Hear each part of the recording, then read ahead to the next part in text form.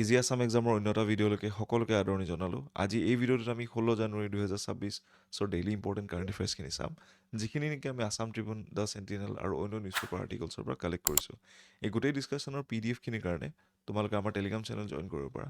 তাৰ যিখিনি লিংক মই ডেছক্ৰিপশ্যন বক্সত দি থৈ দিছোঁ, আৰু তাতে আমি ডেইলি আপডেটছবিলাক দি থাকোঁ ৰিগাৰ্ডিং ভিডিঅ'ছ কিমানখিনি টাইমত আহিব বা কেনেকুৱা টপিকছত আহিব। Okay, right. আৰু তাৰ লগতে তোমালোকে আমাৰ ইউটিউব চেনেলটো ছাবস্ক্ৰাইব কৰি ল'বা for upcoming Assam government related এক্সামছৰ ৰিলেটেড ভিডিঅ'ছৰ কাৰণে। অ'কে, চ' আজিৰ ভিডিঅ'টো আমি এটা আৰম্ভ কৰোঁ। চ' প্ৰথম টপিকটো হৈছে আমাৰ European troops arrive in the Greenland, right.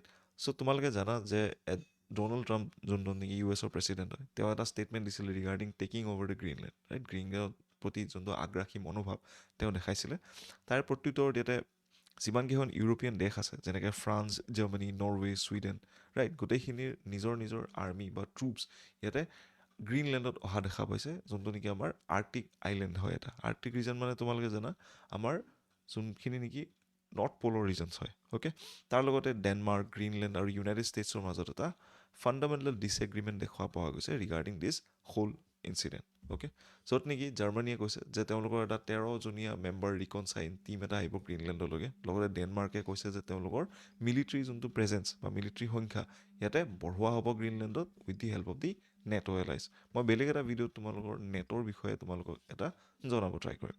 Okay, লগতে তোমালোকৰ ৱাশ্বিংটনত বাৰ্তালাপ চলি আছে regarding the Danish Greenlandic foreign minister আৰু US ছিনিয়ৰ অফিচিয়েলছৰ মাজত। অ'কে, ডেনিছ মানে ডেনমাৰ্কৰ যিখিনি তেওঁলোকৰ অফিচিয়েলছসকল আছে, গ্ৰীণলেণ্ডৰ ফৰেইন মিনিষ্টাৰসকল আৰু US অফিচিয়েলছসকলো আছে। লগতে এই গোটেই বাৰ্তালাপখিনি এইকাৰণে হৈছে বিকজ US প্ৰেছিডেণ্টে কৈছিলে যে they are interested in taking over the Greenland. গ্ৰীণলেণ্ডৰ আগ্ৰাসী যোনটো মনোভাৱ ডনাল্ড ট্ৰাম্পে দেখাইছিলে, আৰু ইয়াতে এক্সকিউজ এটা দিছিলে যে ৰাছিয়ান আৰু চাইনিজ কাণ্ট্ৰি যোনটো ইণ্টাৰেষ্ট আছে আৰ্কটিক চাৰ্কলৰ ওপৰত বা সেই কাণ্ট্ৰিজকেইখনৰ ওপৰত, সেইটো ডিফেণ্ড কৰিম বুলি কিনে। অ'কে, তাৰ লগতে ডেৰিন ফৰেষ্ট মিনিষ্টাৰ যে লাৰ্জ লোকে ৰেজমুছেনে ক'লে যে alongside the Greenlandic foreign minister Vivian Motzfeldt আৰু fundamental disagreement with the Trump remains over the Greenland. Okay, so' ইয়াতে প্ৰথম কুৱেশ্যনটো আমি দিছোঁ MCQ, য'ত নেকি Greenland is a part of which of the following country, right. গ্ৰীণলেণ্ড এটা কিংডমৰ পাৰ্ট হয়। অ'কে, যোনখিনি নেকি মই যাৰ নামটো উল্লেখ যোৱা যোনটো শ্লাইডত আছিলে ডিছকাশ্যন কৰিছিলোঁ। চ' ইয়াৰে আনচাৰবিলাক তোমালোকে মোক কমেণ্ট ছেকশ্যনত জনাব পাৰা। অ'কে, চ' তাৰপিছত topic number 2, veteran Assamese singer Samar Hazarika passes away at the age of 75. Okay, so' Samar Hazarika এজন ৰিনাউণ্ড আছামিজ ছিংগাৰ হয়, right, and he passed away at his own residence in the নিজৰ upper on the Tuesday morning, right, এইটো সপ্তাহতে। And he was 75 years old at the time of his death. তেওঁ 75 বছৰীয়া বয়স আছিলে, আৰু তেওঁ ইয়াতে য়ংগাৰ ব্ৰাদাৰ আছিলে cultural icon doctor Bhupen Hazarika, right, Bharat Ratna পাইছিলে তেওঁ। চ' তেওঁৰ ইয়াতে য়ংগেষ্ট ব্ৰাদাৰ আছিলে, সকলোতকৈ সৰু ভাতৃ, যাৰ কাৰণে তাৰ লগতে তেওঁক তাৰ কাৰণে কণ ভাইটি বুলি মাতা হৈছিলে। The youngest sibling in the whole family, সকলোতকৈ সৰু আছিলে ঘৰখনত, আৰু তেওঁ গোটেই সংগীতৰ যাত্ৰা প্ৰায় 1960 যোনটো দশক আছিলে তাতে আৰম্ভ কৰিছিলে। লগতে তেওঁ নিজৰ কণ্ঠদান কৰিছিলে বহুতকেইটা অসমীয়া গীতত, যেনেকৈ প্ৰথম মৰমে যদি সঁহাৰি নাপায়, এই যে জনগণৰ কাহিনী, আৰু বহুতকেইটা এলবাম আৰু অসমীয়া চিনেমাটো নিজৰ কণ্ট্ৰিবিউশ্যন দিছিলে। লগতে তেওঁৰ গীত মাত সকলোৰে মাজত প্ৰিয় আছিলে, কাৰণ বিকজ অফ দি লিৰিক্সকেল চিম্প্লিচিটি, সংলাপখিনি বহুত সৰল আছিলে। লগতে ইম'চনেল ডেপ্থ আৰু cultural and the soil of Assam বা অসমৰ মাটিৰ লগত কানেকশ্যন আছিলে। লগতে doctor Bhupen Hazarika achieve global recognition, and Samar Hazarika carved his own identity in the Assamese music with quiet grace and the melodic rootedness. Okay, তেওঁ নিজৰ অসমৰ সংগীতৰ ধাৰা নিজৰ এটা সুকীয়া নাম অৰ্জন কৰিলে। চ' ছেকেণ্ড কুৱেশ্যন আমি ইয়াতে দিছোঁ, য'ত নেকি প্ৰথম মৰমে যদি সঁহাৰি নাপায় is sang by which of the following singer? Option A আছে Zubeen Garg, option B Jayanta Hazarika, option C Bhupen Hazarika, option D Samar Hazarika. ইয়াৰ আনচাৰ তোমালোকে মোক কমেণ্ট বক্সত জনাব পাৰা। অ'কে, চ' তাৰপিছত আহে topic number 3, Prantik editor Pradip Baruah is no' more.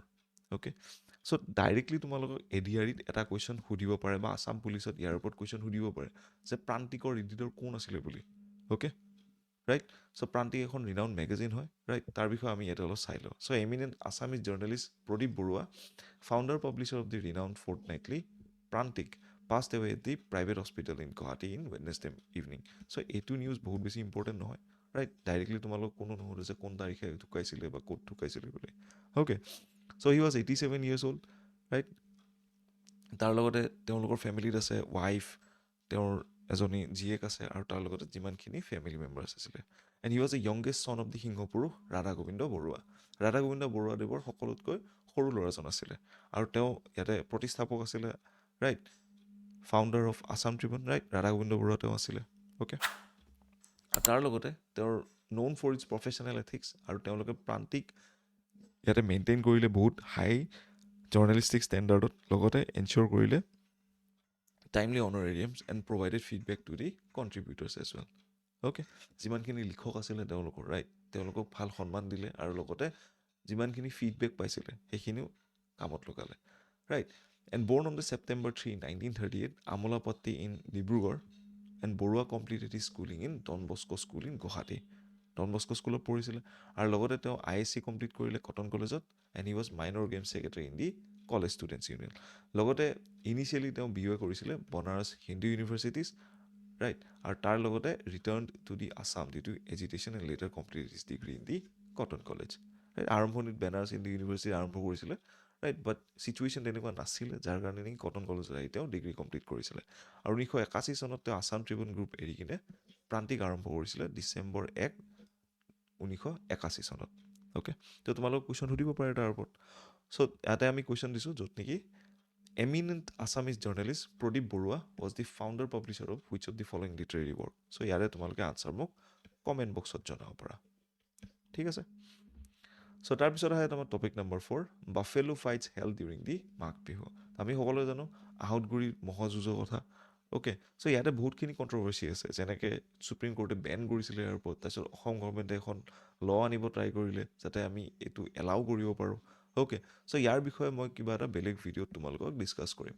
Okay, যিমান কণ্ট্ৰভাৰ্চি ইয়াৰ ওপৰত আছে।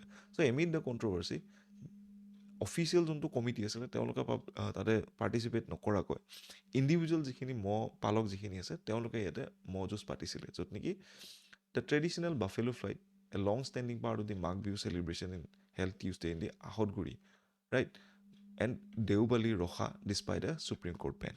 অ'কে, চ' য'ত নেকি অফিচিয়েল অৰ্গেনাইজিং কমিটিসকলে ইয়াতে পাৰ্টিচিপেট নকৰিলে, য'ত নেকি বাফেলো অ'নাৰ্ছ বা মহ পালক যিখিনি আছিলে তেওঁলোকে স্বতন্ত্ৰভাৱে এই মহ যুঁজখিনি কৰিছিলে। And buffalo owners from near by and distant areas brought their animals to participate in the কণ্টেষ্টছ।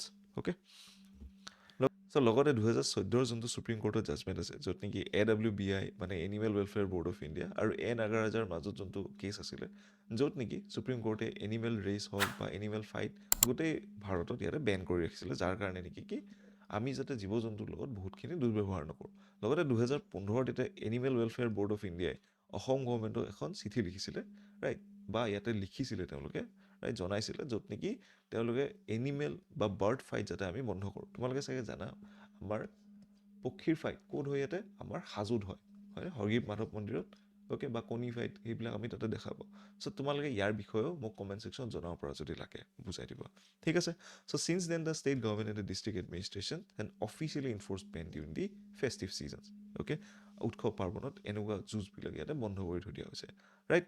যোৱা বছৰ আমি দেখা পাইছিলোঁ আমাৰ হাজোৰ যোনটো পক্ষীৰ ফাইট যোনটো আছিলে সেইটো তাতে হৈছিলে, হয়নে, বিকজ আছাম গভৰ্ণমেণ্টে এখন ল আনিছিলে সেই বস্তুটো এমেণ্ড কৰিবৰ কাৰণে। Okay, so' despite restrictions the events highlighted the deep rooted cultural traditions of Assam with participants determined to preserve customary practices even in the face of legal prohibitions. তেওঁলোকে আমাৰ সংস্কৃতিত জড়িত হৈ থকা এটা খেল বুলি ভাবে, আৰু তেওঁলোকে এই বস্তুটো ডিছপাইট আমাৰ জুডিচিয়েল বেনৰ উপৰিও এই বস্তুটো কেৰি ফৰৱাৰ্ড কৰিবলৈ চেষ্টা কৰি আছে।